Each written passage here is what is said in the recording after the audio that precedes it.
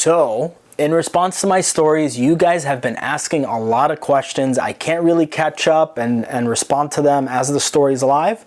So I'm gonna make this video and go through the questions and answer as many as I could that I think will benefit you guys. The first one is, are we gonna name Mr. Baby Octopus? I'm a little reluctant to name him because I don't know if he's a male or a female, and I don't know if he's gonna make it, you know? But maybe in a couple of weeks, when he has his own tank, he's set up, he's eating regularly, I will put out a poll to name him. How often do they eat? What variety of food? And that was one of the most special surprises. It blew my mind. I didn't expect it.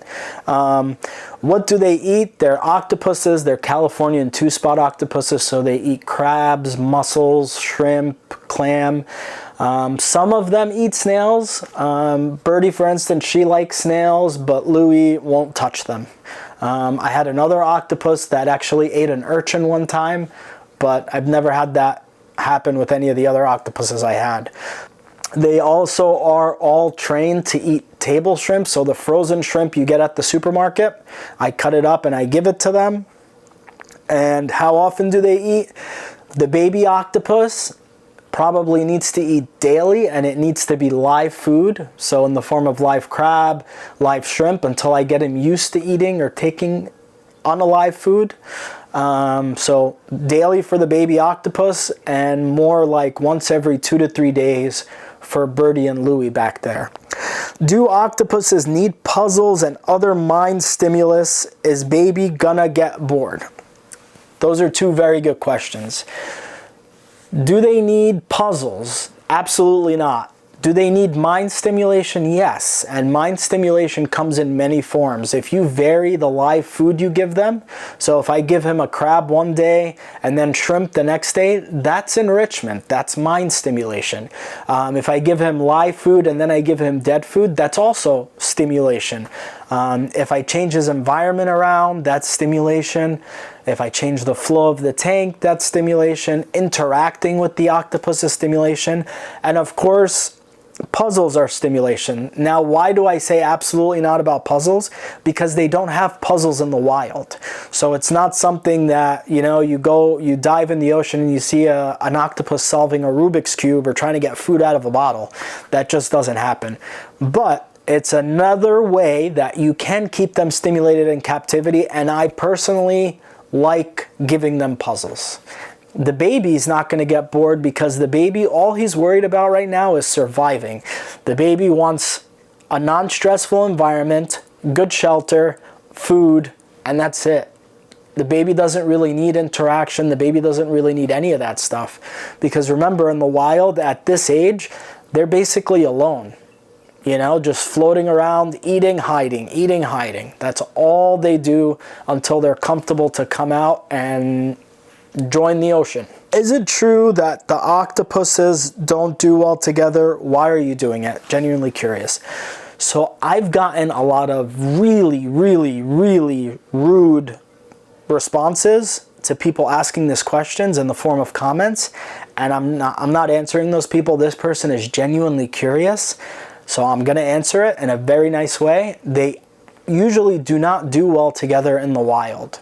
That's just not what they do. They don't hang out with other octopuses. They usually stay away from other octopuses.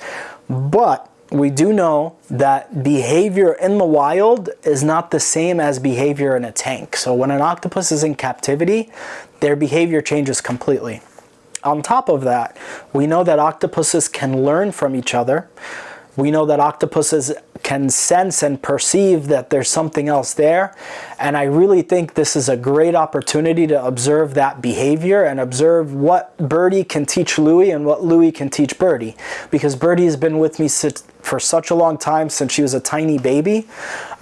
She doesn't exhibit a lot of the normal BIMAC behaviors that Louie does because she's been in a tank for most of her life. So that's really what I'm interested in seeing, is observing that behavior.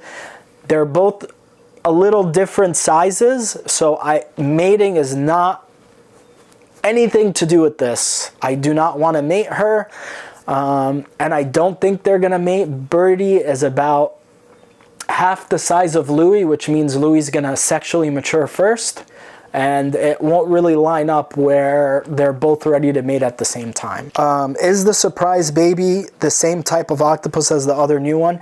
I'm assuming yes, and the markings that I've seen all say yes, but I really haven't had a lot of time to interact with the baby because, again, trying to keep it in a stress-free environment. But I'm assuming since it came from the same place, from the same guy, in the same bag with Louis, it's the same type of octopus. And I've seen a little blue circle on it, so I'm almost certain it's the same type of octopus. Are you going to keep the little surprise baby? Yeah. What am I can't throw it in the ocean. I'm in New York. It came from California. What else am I going to do with it? I have to set up a tank for it, and I definitely have to try to keep it alive. Are you shocked to find a baby in the shell after getting Louis, or is this actually common to happen? This has never happened to me before, so I was pretty shocked. I was to the point where I took the shell out of the tank. I thought it was empty, and I was gonna throw it out. It was literally sitting on the floor for 15 minutes before I realized that there was something inside, so I was pretty shocked. Do octopus fight, and would they hurt the baby octopus? Birdie and Louis would 100% eat this baby octopus. This baby octopus is completely separate and is gonna go in a totally separate tank all by itself. Octopuses are only saltwater. There are no known freshwater octopuses. Only saltwater, strictly saltwater, no freshwater. What size tank? How much? Love you, by the way. I love you too.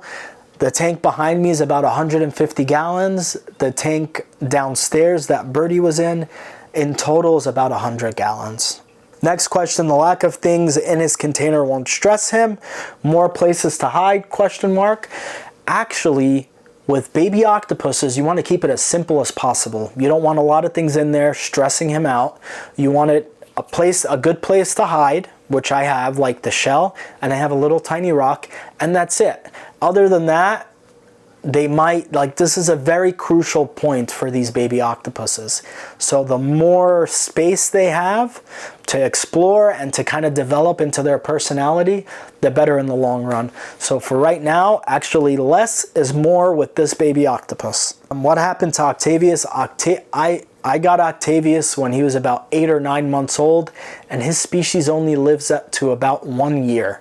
So Octavius passed away maybe 2.5 months to 3 months after I got him. Size comparison for all 3 octopuses. Birdie is about the size of like a quarter of my fist. Louis is about the size of 3/4 of my fist. And the baby is the size of my thumb. Not even. He's smaller than my thumb. Are octopus expensive? It depends what you mean by expensive, you know? I'm not a billionaire, so yeah, they are kind of expensive when you factor in the tank, the setup, the electricity costs, the food, and all the other things that kind of go into it, plus the time that you have to put into the octopus. Watch my cost video here to actually break down all the costs for a beginner setup for a tank. Was it eating before you found it? I have no idea. I had it for a week before I even found it, so I'm guessing it didn't eat for a week, but the minute I realized that I had it, I started feeding it and it actually started eating. Watch my first feeding video here. Can we see the video of Louis being introduced? That's actually on YouTube and Facebook, and it's a full video showing us fixing up the tank and then finally introducing Louis and how Birdie reacted and the differences between the two. So check that out on YouTube. How big will Birdie and Louis get? Are there different breeds of octopus? They will both get to about an 8-inch mantle size, which is that squishy part, and their arms can get up to 24 inches. And there are many different species or breeds of octopuses. Some that live in warmer water, some that live in colder water, some that live in shallow water, some that live in deeper water. There are so many, and they inhabit every single body of salt water in the world. He eat baby brine shrimp. I haven't tried, but I don't think he's that small. I think he does well with baby-sized crabs, and I think that's the best thing for him, the most nutritious thing for him, and what we're gonna stick with, because that's what he probably eats in the wild. And that's it. The sheer number of questions make it impossible to answer every single one, but this is basically the gist of it. Thank you. Like and subscribe to see our next video.